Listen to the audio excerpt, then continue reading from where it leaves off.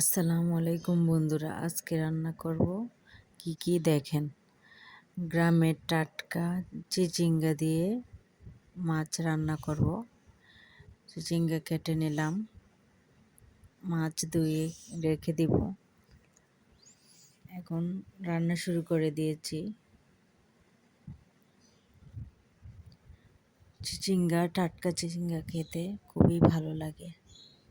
চিচিঙ্গা রান্না শেষ, এখন রান্না করব পুঁই শাক। পুঁই শাক ধুয়ে রেখে দিয়েছি। এখন মাছ কষে পাতিলে দিয়ে দিলাম, প্রায় হয়ে গেল। পুঁই শাকের তরকারি হয়ে গেলে এখন মেয়ের জন্য রান্না করেছি দেশি মুরগি দিয়ে পেঁপে। বাচ্চাদেরকে সবজি দিয়ে মুরগি রান্না করে দিলে ভালো হয়, শরীর স্বাস্থ্যের জন্য ভালোই হয়। কারণ আমার মেয়ে খাচ্ছে, খুবই মজা করে খাচ্ছে। এইভাবে বাচ্চাদেরকে রান্না করে দিয়ে দেখতে পারেন। বাচ্চাদের স্বাস্থ্যের জন্য সবজি অনেক উপকার, তাই যে কোনো মাছ বা মাংসের সাথে আমি সবজি দিই। সবাই এভাবে রান্না করে দেখতে পারেন, বাচ্চাদের খাবারে সবজি দিবেন। আসসালামু আলাইকুম বন্ধুরা, আজ আমি গল্প করব পোলট্রি বা ফার্মের মুরগি নিয়ে।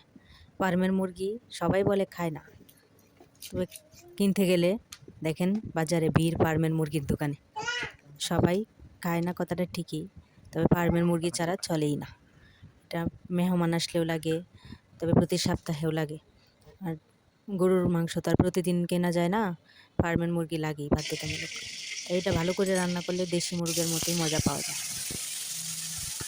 মানুষের অজুহাত যে আমি ফার্মের মুরগি খাই না, এটা একটা নর্মাল কথা, সবাই বলে।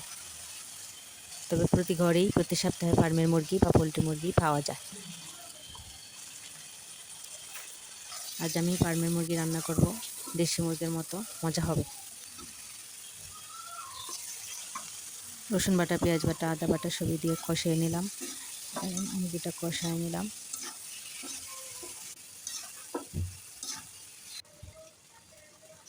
কষানোর পর জল দিয়ে দেব।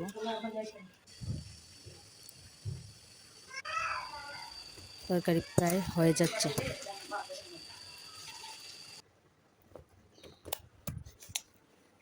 তরকারি হয়ে গেল, এখন আমরা এই তরকারি দিয়ে খাবো। সেই স্বাদ হয়েছে, ইয়াম্মি।